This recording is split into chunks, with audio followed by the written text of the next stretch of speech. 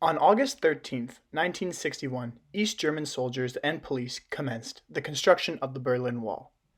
They started tearing up the streets, destroying buildings, and creating barriers throughout the city, which separated families, neighborhoods, and government systems. This was the start of history's most famous dividing lines, and this construction continued for the next decade, resulting in the division of not only Germany, but the world itself. But how did this come to be? Well, it started at the end of World War II.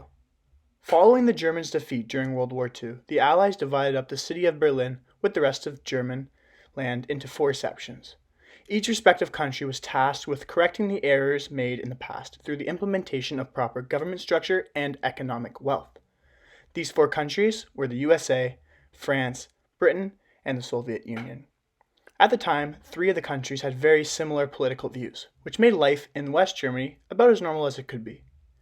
East Germany, however, was controlled by the Soviets, who incorporated communism, and thus was the start of the divide within one nation. The conflict was continuing to build as the Soviets attempted to take full control of Berlin in 1948. The other three nations then made it a priority to support West Germany by flying in massive amounts of foods and with the implementation of liberal economies, while the Soviets in the East fought for an obedient communist government. This major difference in lifestyle led to over 200,000 Germans fleeing to West Germany in 1960 alone. As this relationship between the East and West continued to deteriorate, two sides were formed: the Federal Republic of Germany in the West and the German Democratic Republic in the East. This made travel between the nations virtually impossible, as the East banned all trade with the West. This was known as the Iron Curtain, but was soon replaced with a massive wall which had a height of over 3 meters and stretched well over 150 kilometers. While people managed to escape, as time went on, security became better, and nearly 150 people died trying to escape. The experimentation of different government structures was a common theme during the 20th century.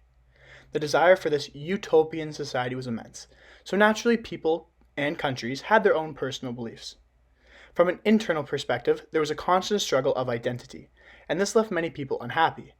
As well, basic living conditions were very different in these two halves of Germany.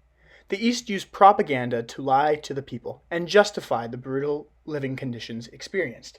They claimed the communist way of life rejected everything the Nazis stood for.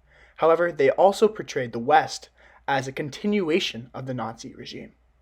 The Soviets also extracted natural resources from the East, which further destroyed the economy. The people of East Germany were also watched very closely by the police and government to assure no uprising would be held. While the East had universal health care and free education for everyone, the West was seen with a better economy, higher salaries, and more personal freedom. Externally, nations from around the world naturally had their own opinions of the situation in Germany, as it was a global fight between communism and democracy.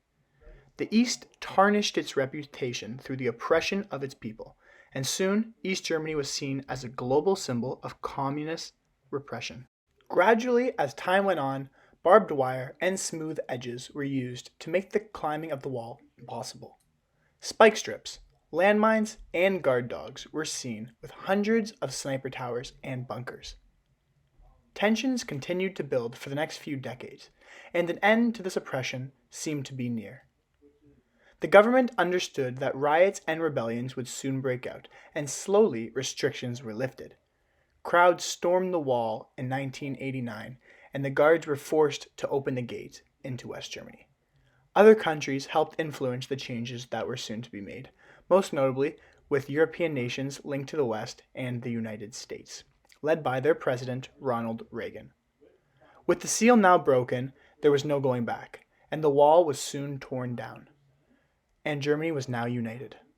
With the fall of the Soviet Union soon after, the communists had lost, and this was forever seen as a positive change in world politics.